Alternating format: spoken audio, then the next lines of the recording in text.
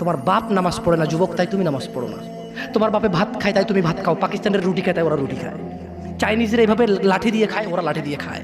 শোনো, তুমি বলতে চাচ্ছ তুমি শুকর খাও না কারণ এটা হারাম, তুমি মিথ্যুক, তুমি একটা চরম মিথ্যাবাদী, ধোঁকাবাজ। তুমি বলছো তুমি শুকর খাও না, এটা হারাম না, তো তাহলে তুমি নামাজ না পড়াও তো হারাম, তা তুমি কেমনে ছেড়ে দিচ্ছ? এই যুবক, তোমাকে যদি বলে ন্যাংটা হয়ে হাঁটো, হাঁটবা কেন? কেন কেন ন্যাংটা হয়ে কেন হাঁটবা না?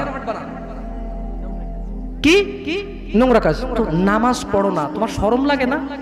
শুকরের মদ কি রাস্তা হেঁটে মদ খেতে পারবে? কার সাহস আছে? এখানে সাহসের অভাব নেই, বাপরে বাপ, এই কথা বলে আবার কারো সাহস জায়গায় দিতে চাই না, তবে অনেকেই চাইবে না, অনেকেই। কেন শরম? কেন?